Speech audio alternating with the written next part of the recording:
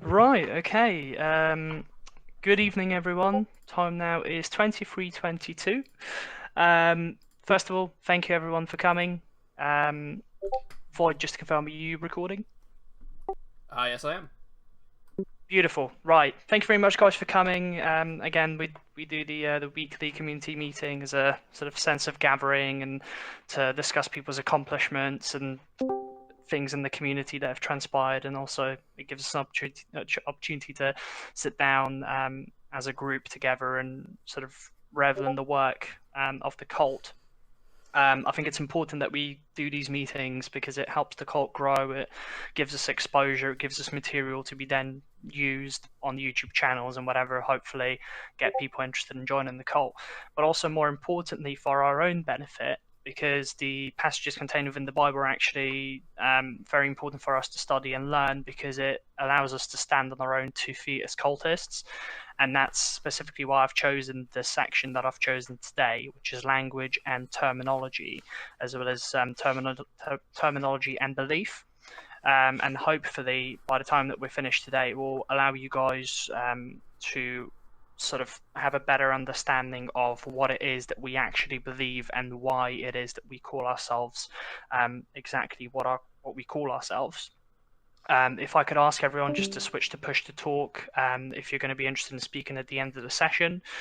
This is a push to talk only channel, so if you aren't set to push to talk, then you won't be able to speak towards the end of the session. So if you're interested in doing that, then go ahead and do that now. First of all, I'd like to just discuss a few things that have noteworthy things that have taken place in the community this week. So first of all, one of the most important things in our cult is dreaming, and that's sort of law and practice together. So as a result of which, I've decided to put in a channel for lucid dreaming. I've already put a few things in there that will hopefully give you guys the ability to sort of start learning how to lucid dream, and it'll help you to stand on your own 2 feet. I've linked a YouTube channel in there, Reach Jones 87. I think back in 2007, he was the first person to discuss lucid dreaming on YouTube. I think I found him in 2009, and I believe I've exclusively learned pretty much everything about lucid dreaming from him. So that's my sort of anecdotal, verifiable source for lucid dreaming. But hopefully, it'll be a sort of a space for people to share their experiences about lucid dreaming and encourage people to lucid dream, and sort of for us to ping ideas off each other. And yeah. I'd also like to welcome any new members that have joined us this week, or any members that have decided to come back since sort of like a time of leave. On top of that, I'd like to congratulate Void, Eric, the Modern Relayan. Three of you guys, congratulations on becoming mods. So well done to all of you, and also thank you for deciding to sort of step up in the mantle of cultist and take some time to help out the community. I know that the inner circle really appreciates it, as do I myself as well. And I'd also like to thank Futat for becoming ambassador and supporting the cult. Again, it's sort of with ourselves and with you guys buying things from the website that basically allows us to continue hosting the website and posting out Facebook adverts and that sort of thing. Because at the moment in time, it's basically coming exclusively from Winter's pockets, as well as the revenue that comes in from sort of selling the t-shirts and bits and bobs. So thank you for that. Yeah, so the section that I've chosen this week is going to be language and terminology, as well as terminology and belief. Again, the reason why I've chosen this specific chapter to read this week is because I think it's important for us to know exactly what it is that we believe. The cult itself doesn't believe in having mindless followers. It's important that everybody is able to come here with an open mind and make a decision for themselves as to whether they want to be here or not. We're not in the business of dragging people along. We are in the business of basically upgrading people to their better selves and hopefully equipping people with the tools to attain ascension, and then hopefully remaining within the cult, standing on their own 2 feet, and then being able to help newer people attain the same ascension and the same things that they have attained. Um, so yeah, I've posted a number of pictures already in the Bible reading session channel. We're going to begin the reading shortly, so if you guys want to take out your Bibles and turn to page 85, or if you haven't got a Bible yet, if you're on the fence about buying one, or if it's not arrived yet, you haven't got the funds for it, or what have you, then you can go ahead and go onto the Bible reading channel, and I'll give everyone a few seconds to do that just before we begin reading.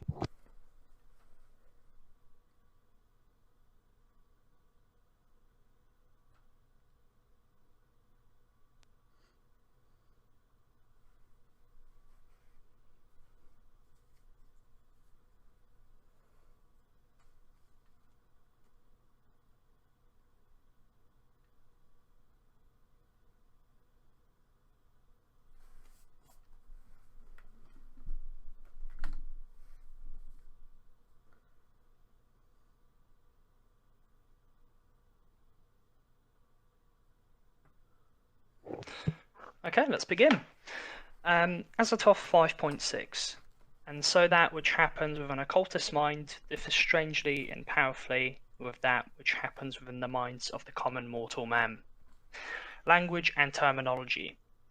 Here we must spend some essential time and thought on the study of certain words and how they came to be, how they have changed and how they will continue to do so. You, the enlightened, were drawn to the cult regardless of the terminology of the religion.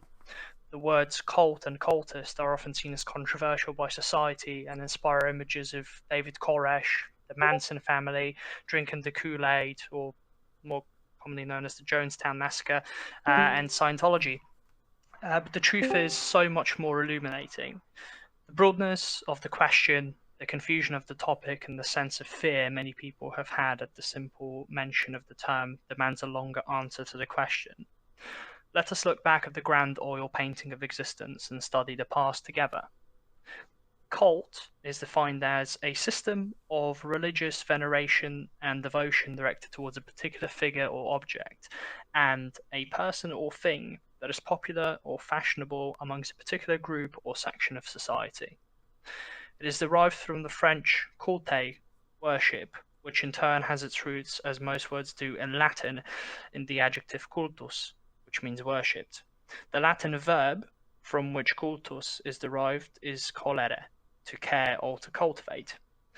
Interestingly, the English word culture also comes from the Latin word cultus. Culture, of course, means the arts and other manifestations of human intellectual achievement regarded collectively, and the ideas, customs, and social behavior of a particular people or society. And quite appropriately, the verb in biological terms means to maintain in conditions suitable for growth. Let's briefly break this down.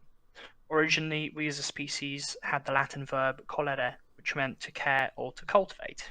From that, we got the Latin adjective cultus, which means worshipped. From that, we got the French culte, which means worship. This word birthed both the English words culture and cult.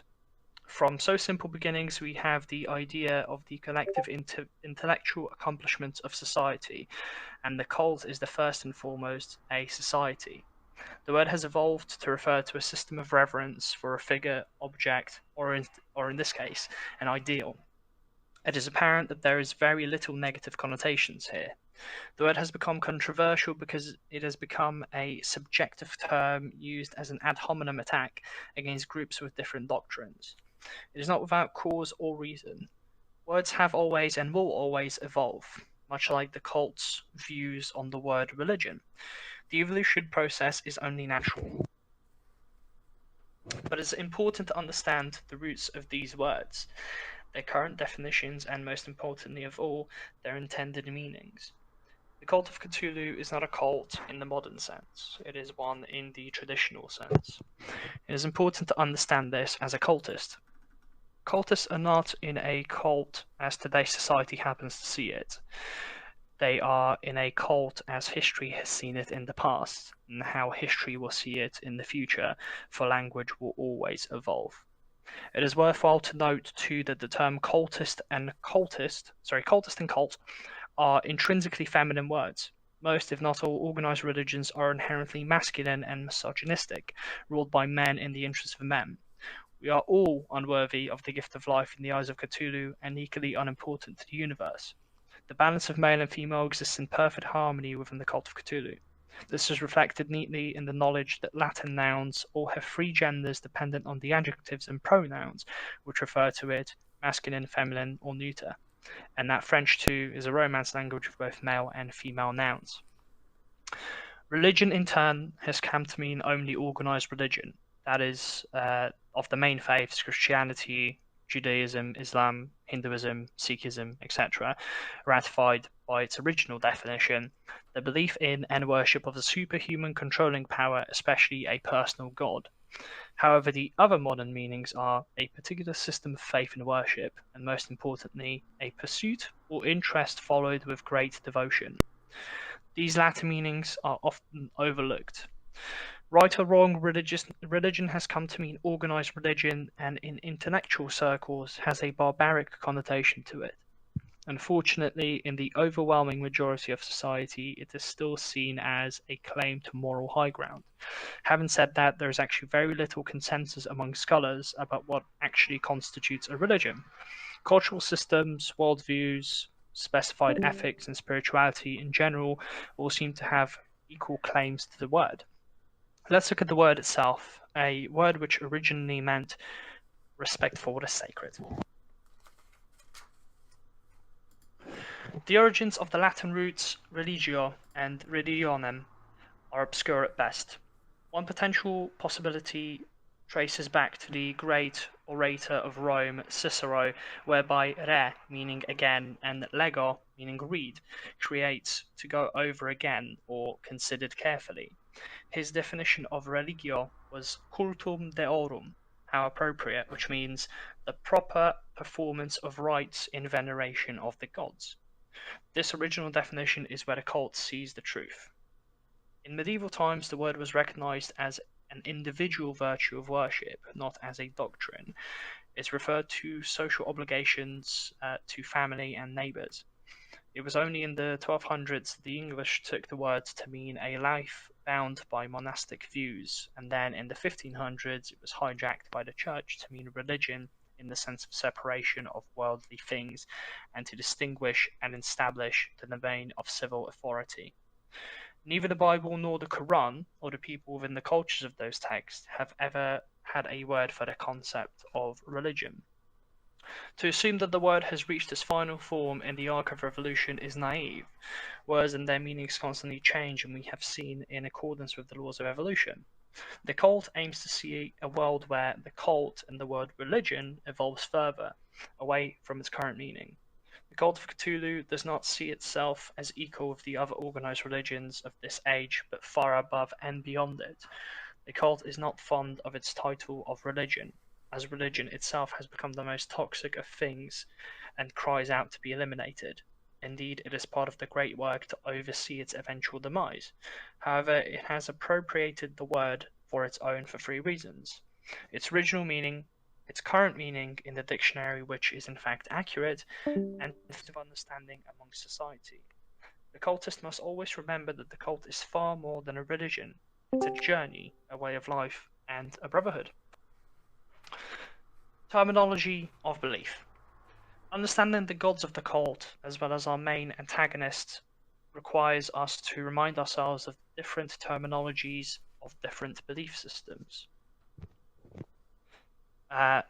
First being theism. Theism is the belief of existence of a god or gods, specifically of a creator who intervenes in the universe.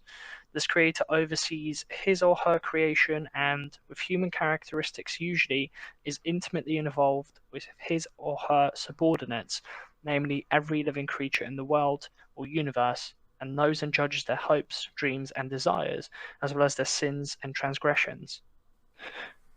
The major right-hand path religions are all examples of theistic belief systems. A believer in deism differs in that whilst they believe too that there is a divine creator responsible for setting up the laws of the universe, this creator or supreme intelligence never again interferes with its creation and is not in the slightest bit concerned with human affairs. If a cultist is inclined to believe in the mythos literally, for personal reasons, Azathoth, the blind idiot god, is the embodiment of this kind of god, and the cultist in this respect can be seen as a kind of deist. However, the cult of Cthulhu is most accurately identified as a pantheistic belief system. Pantheism has no supernatural gods or gods at all, using the ideas of gods rather as a non-supernatural synonym for nature, the cosmos, the universe, and even life itself. The acclaimed atheist Richard Dawkins puts it, "Deism is watered-down theism. Pantheism is sexed-up atheism." Cultists happily embrace this, knowing full well that our gods and stories serve us as human beings without perverting the laws and grandeur of science, and not the other way around. Perhaps the most ignoble response to the question of life is the spineless stand of the agnostics, bearing in mind that there are two distinct types which are very different. The first type of agnostic is not only logical but admirable. There is no way of knowing for sure until the appropriate persuasive evidence is given. Any scientist worth their salt would hasten to be absolutely, irrevocably, and adamantly sure about anything that is either still debated or lacking in overwhelming evidence. And even with those odds on his or her side, it is the scientist's duty to be open to the presentation of new evidence. If one could disprove or improve the world's scientific understanding of anything, he or she would not only not be shunned, but be welcomed and celebrated by the community. For example, if a new and brilliant mind could give new evidence on the nature of the law of gravity, something that is taken by and large by the scientific community as a given, he or she would not only be silenced in lieu of the status quo, but more likely be given a Nobel Prize and essentially immortalized. Let's keep in mind that when Galileo Galilei tried to persuade the world that the sun was the center of the solar system rather than the earth, as was common belief back then, he was arrested and tried for heresy by the Christian Church, despite his overwhelming evidence. He was still under arrest when he died. To keep an open mind until data is given is intrinsically scientific. Having said that, it's important to not ignore the laws of probability. Just because the existence of unicorns is not completely, without a doubt, disproved, does not mean that they might still exist, and that one should remain agnostic about the existence of unicorns. The laws of probability and logic dictate that they simply do not. This is where we explore the latter, and far less noble kind of agnostic mentioned before, of which we must avoid at all costs, the immovable agnostic. This agnostic sits always on the fence of fate. It cannot be proved true or untrue, regardless of whatever evidence is given or probably exists. Their mentality usually lies within the realm of questions that cannot be answered and usually do not even deserve to be answered. In other words, their worldviews are safeguarded as, in their minds, untouchable. For example, the immovable agnostic might say, "You cannot possibly hope to disprove or prove the existence of this particular God, therefore he must either exist or not exist because the probability of him existing is 50-50. It is trusted that you see the fundamental problem here. As with the unicorns, just because something cannot be completely disproved does not mean that it still sits on equal footing with the probability of existence. The probability of it sitting on either side of the fence is dictated by scientific data, likelihood, evidence, and common sense. Certain things are just not at a 50-50 level of probability, no matter how much someone can hoodwink themselves or others into thinking so. A thought experiment worth some time is the question, red, my red. It goes as follows. We all, with a few rare exceptions, have the capacity to see and recognize the color red and agree upon it. A common denominator that we can use for this hypothesis is the color of blood. Blood is always red, and we always see it as so. However, how can we be sure that we see the same color? How can we be sure that when I see blood, and it is in the shade of my red, your red isn't actually my green? Think about it. Unless we look through each other's eyes, we cannot be sure, without a doubt, that the color we are seeing is exactly the same. We've agreed that it is red because it is the same shade as all the other red things in the world, but we don't know that it's the same for both of us. For you, the sea and the sky are both blue, as they are for me, and so we both call it blue, but perhaps I see the sky and the sea as what you would call green. How could we know if it is different how can we know if it is different if we call it the same thing and agree upon it? All we know is that everything in this world that is the same shade is agreed upon as being the same, called a certain color, and is so labeled and seen as the same. There are many trains of thought on which one can embark at this particular crossroads. By all means, close this book now and think on it for a while. The red experiment is an interesting philosophical subject and is worth due consideration, but it bears not the slightest semblance on whether the answer actually matters or whether either person in the equation is right or wrong. It is a question that does not need or necessarily deserve a scientific answer. The problem of the aforementioned immovable agnostic is when the same logic as the red experiment is applied to a god, particularly an ancient Abrahamic god. You cannot see as I see, you cannot completely prove or disprove, there is no actual way of knowing, therefore, the logic of red experiment does not apply to a book that was written by a man with characters, stories and lessons that are specifically demonstrable to be untrue, unimagined and improbable, unlikely and completely impossible. To say nothing of the proven historical politics and mistranslations that the holy books have gone through over literally thousands of years, the immovable agnostic has decided they believe, which really is nothing, and nothing will ever change that. Immovable agnostics sit in the safety of the nomad's lands regarding of any and all evidence. It is ignoble, spineless, illogical, and contemptuous. These are the modern equivalents of the cowardly folks that happily reaped the benefits of outspoken scientists of the time, but also watched and cheered as said scientists were later dragged through the streets by their entrails by the church for blasphemy and heresy. Choose where you stand in the teeth of stupefying odds. Choose what you believe when you look into the starry skies. Acknowledge the call from the void, if you hear it. And that, my brothers and sisters, is both chapters. Now, again, the reason I chose this chapter is because I think it's important for everybody to have their own opinion on exactly what it is that we believe. There's so many different belief systems in this world, and it's ultimately is down to us to decide what it is that we believe and what it is that we want to believe. Again, like I said earlier, we're not in the business of dragging people and recruiting people.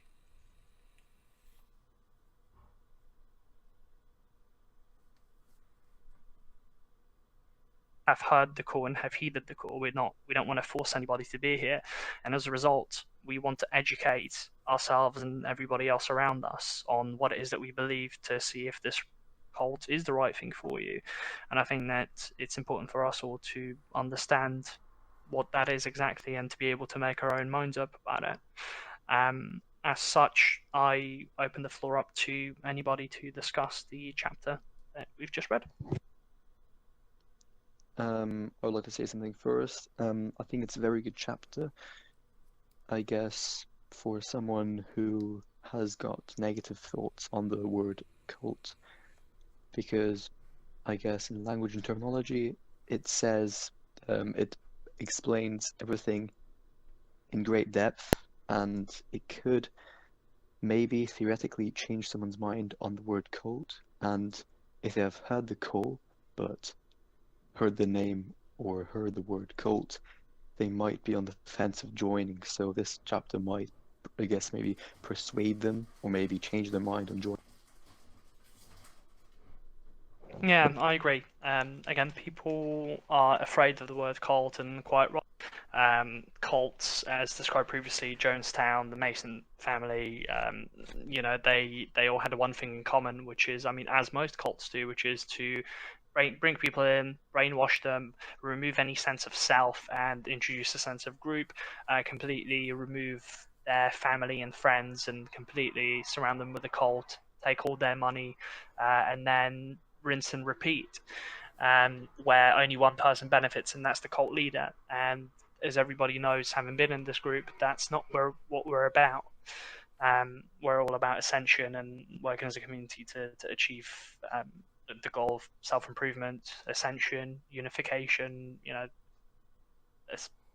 continuing the great work. Yeah, it's important that we are able to arm ourselves, so to speak, with the knowledge to be able to say, well, yes, I am in a cult, and this is why I'm not in the Mason family or in the Jonestown cult. This is what I believe, and this is what I can say to you. The passage on Galileo was probably the bit I enjoyed the most, because I took a semester in astronomy and we spent a a good week studying him and how he was persecuted by the Christian church. And I don't know, I feel like that's just a good example of why we should keep open minds and, look at things scientifically and wait for evidence of stuff, and, just be overall open-minded on subjects that are seen as controversial. Agreed.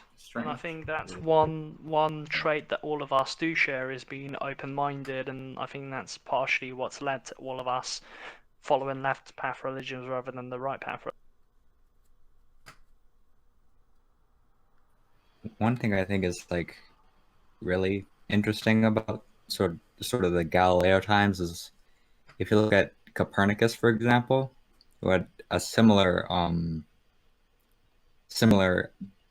ideology. He was kind of the first person to think of a heliocentric model. I mean, he wasn't the first, but he was one of the first published. And the church was like, yeah, this dude's tight. This dude's cool because he would say all this sciencey stuff, but he did it with the church. But Galileo, he would do his heliocentric stuff and all of that, but he would actively not side with the church, because of the fact that at that time the Protestant church, all of them in general, were gaining a lot of popularity because the Protestant Reformation and all of that. And because of that Protestant Reformation had a lot of anti-science sort of ideas. And so the Catholic Church saw that and it was like, oh, they're getting popular. All right, I guess we hate science too. And so they doubled down on Galileo. And yeah, it's a strange thing about history. Yeah, I think it's quite a common theme amongst most religions in, at least before the 21st century, to completely discount science in lieu of God.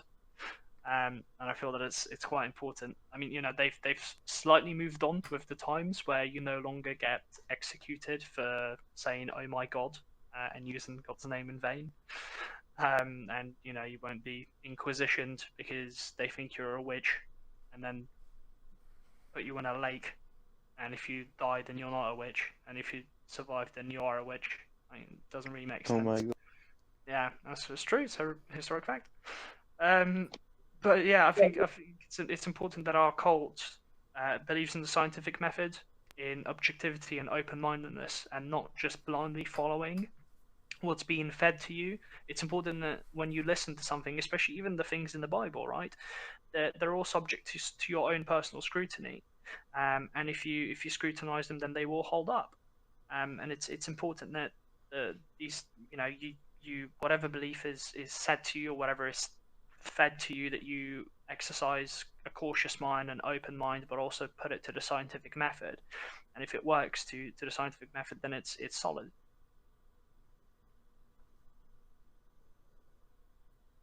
So I'm going to kind of break the trend of talking about the science of it and talk about how this affected me personally, because when I read the Bible, at this stage, I was still on the fence. And reading that part really helps me understand, like, oh, the cult isn't always what I thought it was. It's actually something just more like, forming a family and believing in something and that everyone can get behind and not, like you said, like Jonestown or something like that. And so this chapter, as many of the other ones, really pushed me like, yeah, I want to be a cultist. I understand this now.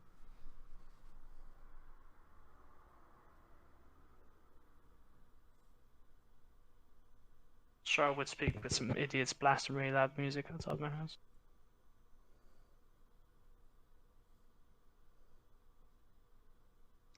Anybody else? Like, I don't think I'll be coming out. That sounds really bad, but coming out to my parents as a cultist. But maybe in the future, when I've gone out of the house and stuff, because saying, "Oi, Dad, I'm a cultist, mate," it wouldn't be like, it just doesn't sound quite right.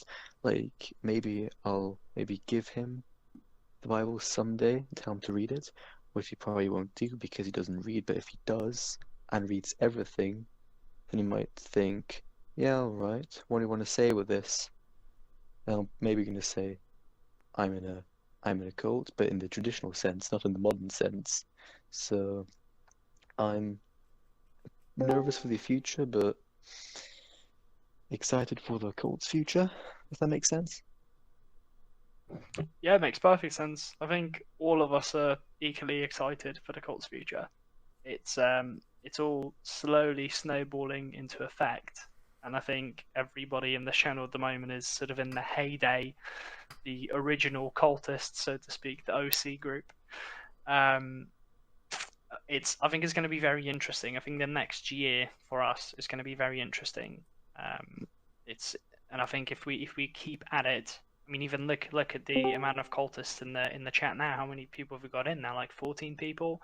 We didn't have that many when we first started out, and especially active cultists and cultists that have stuck around. And now all the people that I see here are the same names. It's all the same people that are here, and it's all the same people that are doubling down and contributing to the community, and it's all the same people who are openly discussing their beliefs and sharing them with their friends and bringing traffic into the cult. And it's just so heartening to see that the amount of people in this channel, the community meeting at the moment, is almost filling up the entirety of my Discord screen. It's amazing. So thank you guys. Yeah, if I can second that, I totally agree with you there. I can think like I've probably been in here only for like 3 or 4 months, and literally the amount of active members is probably like skyrocketed. Like this server was almost dead, and then I came here, and then like now I've seen like such a big boom in people. It's pretty cool.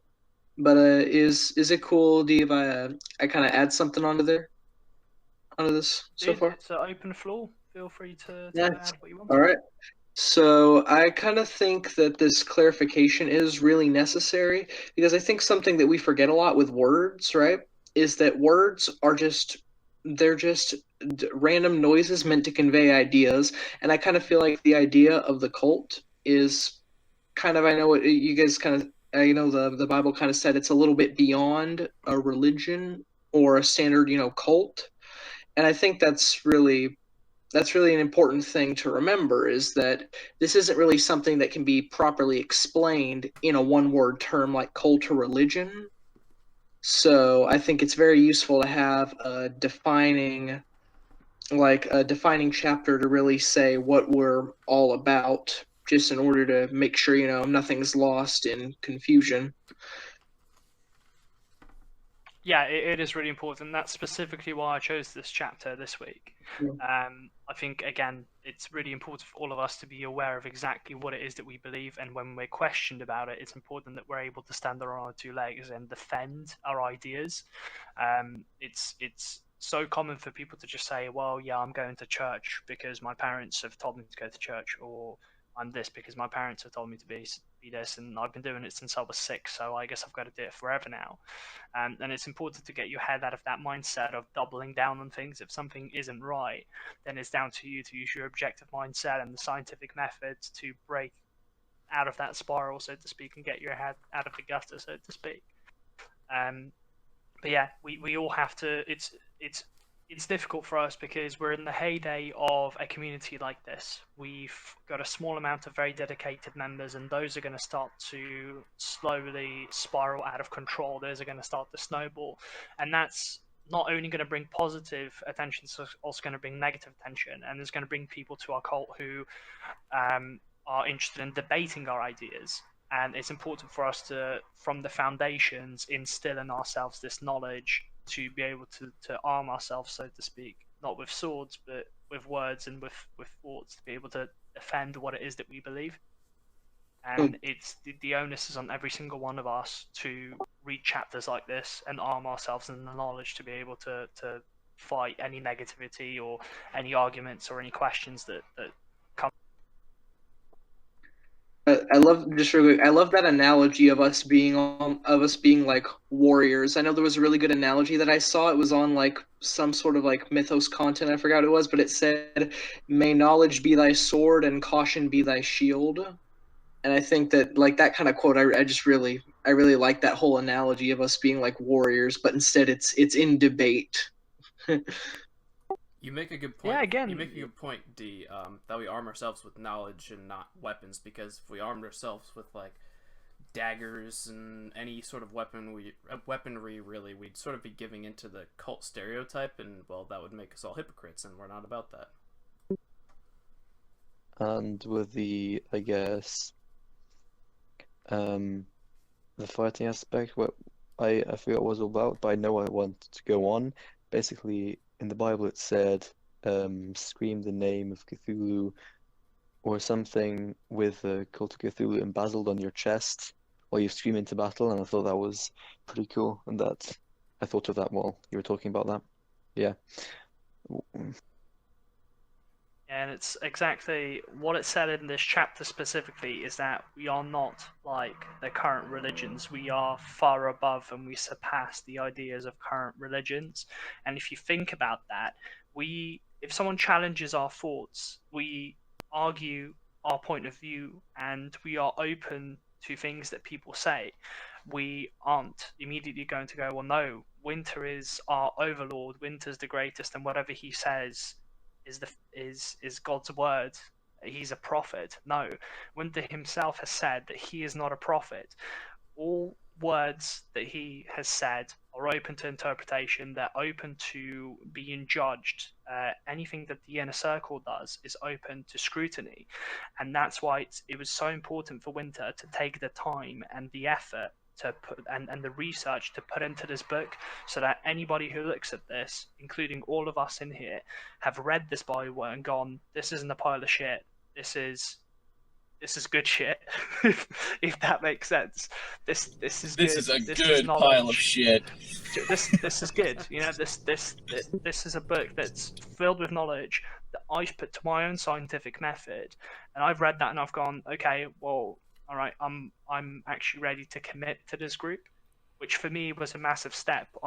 As most anybody who knows me in this Discord will know, that I exercise ABCs: accept nothing, believe no one, check everything. So for me to completely do a 180 in my life and like to come into this group, it's taken a lot of not only research from the Bible but also independent research on the internet, stalking the inner circle and everything. And I can tell you, with the research that I've done, you know, this isn't some sort of money grab. It's not a cash scam. It's a legitimate system of belief, and I'm happy to be here with all of you guys. Preach. I agree with that. I think we're all happy to be here with each other. This is an amazing group of people. And hopefully this just keeps growing and growing and growing, and the amount of people that we've got in this Discord is going to double. So eventually, one day, when you come into the community meeting, all you see is names and I. I will probably cry when that day happens. As will I, very much Aurora. look forward We to will that cry day. together. And I mean, it's happening. It's happening one day at a time, 1 week at a time, and it's. I would say that it's everybody that's in here at the moment, everybody that contributes by coming and speaking in the voice chat and posting memes and posting artwork and discussing lucid dreams or discussing any sort of occult things and posting videos about the cult and the mythos and whatever other things associated with the cult. You guys are keeping this group alive. And you're not only keeping it alive, but you're also helping it snowball to where we're getting new members. It's because it's important, you know, like the last Discord that we had, right? I'm sure that there were so Oh many God. potential cult members who came in there and looked at it and said, no, fuck this, I'm out. It's full of children, it's full of weebs and full of furries, and it's full of people playing games. This isn't what I signed up to do. And it was so important that you know, I don't know if anybody here remembers Ares, but you know, for all the things that Ares has done that were negative, the one positive thing that Ares has done is taken the initiative to create this Discord, and off the back of what Ares has done, it's allowed us to create this community. And this is why sometimes I'm a bit heavy-handed with regards to sort of, you know, like anime content and fairies and stuff like that, because the last thing that I want to do is to turn away potential cultists who come here looking for a serious community and a serious religious system and being turned off because all they see is people with anime characters and memes and whatever, what have you, getting posted that's just not appealing to people that we want to attract to the cult. I agree with you there. The previous server was a disaster. Yeah, we don't talk about that. I believe it's forbidden. I've Just push it joined. to the back corner of the room. Yeah, like I've joined when there were like 300 members or something in the forums, or 350. It was somewhere between 400 and 350, I believe. So it was still fairly small, and I'm just delighted to see nearly 500, nearly like 510 members. Like, I'm so delighted that's already 500 members have joined since. When was this created? 3 years ago? It is slow, but We were it's, officially made in Thereabouts, 2015. 3.5. so that's 5 years ago. So in 5 years, we've come to 500 members. So that's pretty much like 100 members every 1 year, and that's not a lot. But as it says, this is not a marathon. No, wait, this is not a race. It's a marathon. That's right. And that goes for everything. That's not only for the cult, that's also for ourselves. Again, Rome wasn't built in a day. You're not going to learn Latin in a day. You're not going to become a master at lucid dreaming in 1 day. It's all the marathon. And I feel like for an anecdote for my life, I tend to skip from thing to thing to thing, and I don't stick with things for a long time before I get bored and switch to something else.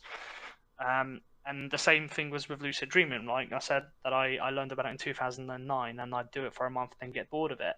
The one thing that being in the cult does for me, at least, is being surrounded by a group of people who I feel like I have to continue this, because if I don't, then I'm letting all of you guys down, and that's the last thing that I want to do. So I'm not only I'm emotionally invested in this now. Like, I want to put the effort into it, like a little baby, to grow it, to, you know, for this to become like a community for all of us that we can enjoy. And hopefully we'll look back at this 10 years time from now where it's just filled with people, and we'll be able to say, yeah, it was the 15 of us that did this. We put in hard work and it's paid off.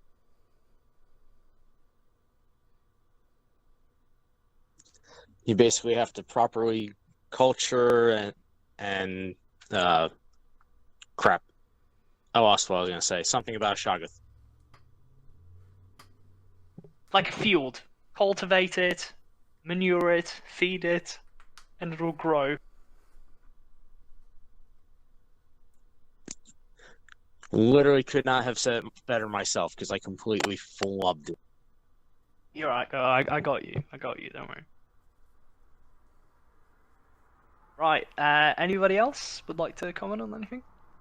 Again, guys, floor is open. There's loads of us in here today.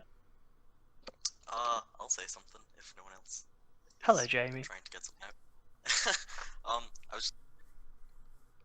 Wait, where am I? Oh yeah, I was just gonna say, very well done reading it, D. That was great as usual. I don't think anyone has said that yet. Thank you kindly. And I was just gonna say, kind of on top of what Change was saying with the, like, on the fence. When I first read this Bible, I was still thinking, is this just a bunch of people who kind of worship this guy under the sea? And then when I got to this chapter, it was kind of atheism mixed with nihilism, if that makes sense. It's like, you can believe in both, because I don't believe in the physical aspect. It's all metaphorical in my mind. But I don't know, I just thought that was the chapter that kind of solidified where I stand in the cult. I think that's the one beautiful thing about this cult is it doesn't pigeonhole you into a specific belief. It gives you the tools, it arms you with the tools necessary for you to be able to think of the experience that you want it to be, and it makes the cult work for you. It doesn't specifically say that to be a part of this you have to believe in Cthulhu and you have to believe in the old ones and you have to believe in everything. It gives you the option of sort of doing the practices and then determining whether you believe them to be a metaphorical, like metaphorical deities or actual physical, like, deities that exist in the universe. And I think that's beautiful because the one thing that we're all in this room, in this Discord channel, the one thing that we all are is cultists, right? And this cult here is that the people here are spread. I don't know what the percentage is, but I know there's people here who believe that they are genuine deities. I know that there are people here like me who are sort of maybe on the fence, undecided, but more leaning towards the metaphorical aspect of it. I know there are people who are entirely metaphorical. But the one good thing is that we can all agree, rather than fighting about it and separating it into different sects and what have you. We can all agree and say, yeah, we're all part of the cult, and this is the belief that I have, but there are also other beliefs that other people have. And I think it's great that the cult doesn't pigeonhole us into anything. It doesn't guilt trip us into believing something. It doesn't, punish other people. It doesn't make us punish our friends or other people in the cult because of their belief. It's all encompassing as long as we're all under the same banner. And I think it's important that we are under this one banner. Yeah, we don't scrutinize. We don't single one person out. For example, if there is in this voice chat a person who believes in a literal manifestation of Azathoth, Cthulhu, Shub-Niggurath, and all that, then we won't even scrutinize them. It's completely out of the question. We believe in, I guess, the same types of ideals, and I guess the same metaphorical deity, or in general, the idea of a deity.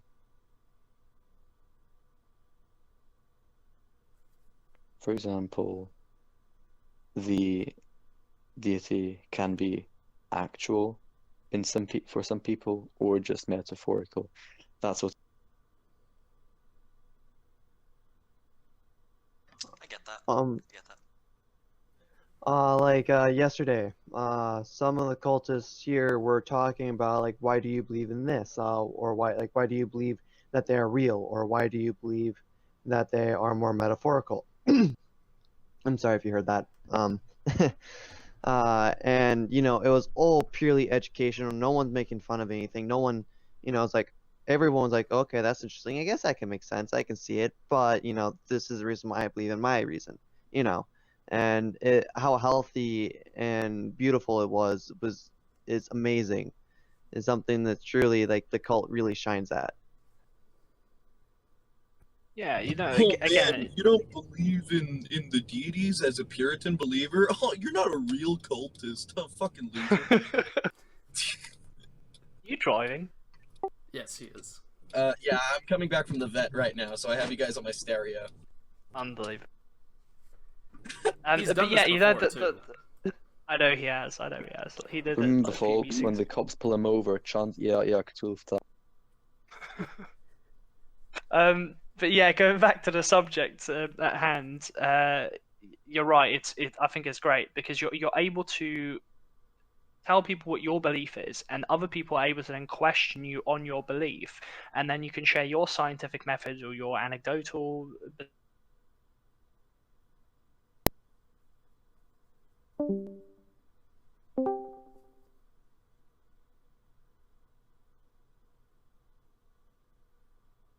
D, you cut out.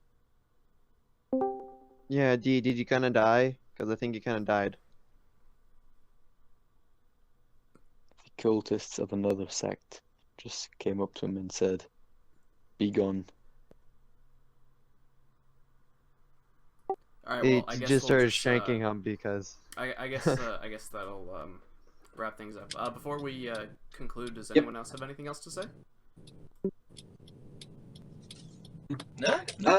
Oh, if somebody else has something to say, I'll let you go first because I've kind of already said some stuff. So I have something before the very end. Yeah. I have like one brief thing. I was hoping D was going to be here for that too, but just in general, it's not really relevant to the chapter today, the chapters we went over, but just in general, I've had a pretty shitty past few years. A lot of self-doubt and a lot of problems that happened. Lost family members, lost friends, and it's nice to kind of feel like I'm back on a track where I feel like I kind of belong with a group of people that have very similar beliefs and quite generally are just very accepting and pretty much the coolest fucking people I know. Pardon the French, but I just wanted to say thank you to everyone here, and this is awesome.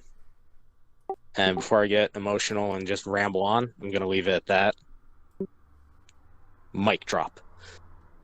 Fucking preach, man. You're completely right. I feel the exact same way you do. It is such an amazing place here that I've come across, and joining the cult is definitely one of the best decisions I've ever made in my 19 years of life. Well, yeah, that's what this cult's all about, is being accepting and open-minded of anyone who wants to join. Yeah, that's just what we're about. It be what we do, you know? Alright, well, is that it? Has everyone said anything they'd like to say, or is that it for everyone? Eric, you had something, right?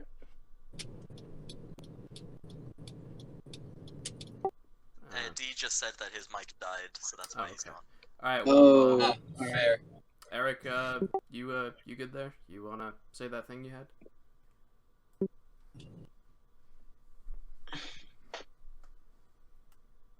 Alright, well, let's give him a minute. I guess not. Alright, if he's kind of like waiting on it, he just logged off. Oh, there he is. The other group got him. Yeah, Can you hear me? Hello? Oh, yep, we got Now we can hear Eric.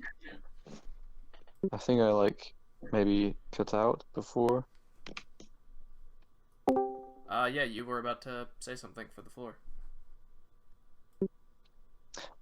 Yeah, Relena wanted to say something? Oh yeah, it was just for... did I? I think. No, he didn't. No, I He don't- wanted I don't to think- anyone else who didn't talk much to talk, and so you want Eric to go first, and he will. Oh yeah, I was just wondering if Eric, if you wanted to get the last word in, or what? I actually want to say something for the I'm just gonna say it now. Alright. Fuck it. It's been an amazing past month, a couple months and stuff. Nearly 12 months or 11 months so far, but only I guess, for the past 2 months, have I been actively talking with other cultists, and it's been a blast. Cool, awesome to met you guys. I'm excited for the future. Yeah, active tag.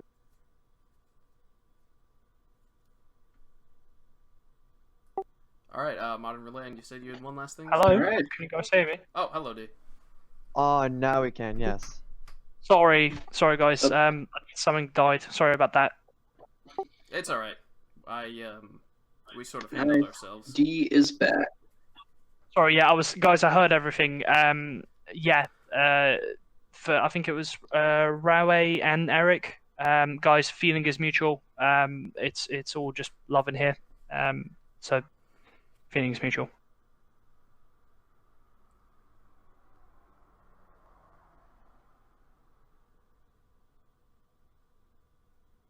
Modern, would you like to say something, or? Yeah, sure. I just want to. I just don't want to. I don't want to add too much to get to, keep this running for too long. So, I was just thinking that I'm really like just like reflecting on this and thinking about how this like surpassing a religion, like a modern religion. I have to say, I think that can be best reflected in our whole ideology about alternating beliefs.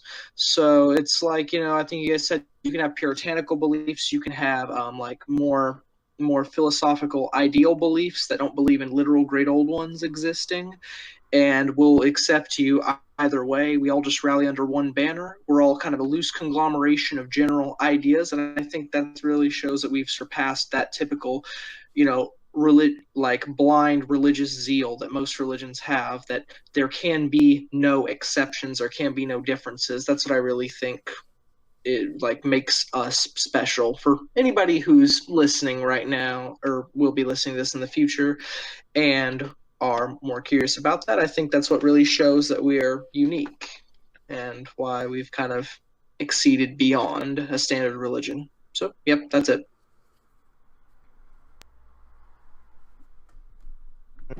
Lovely. I have just a general question about.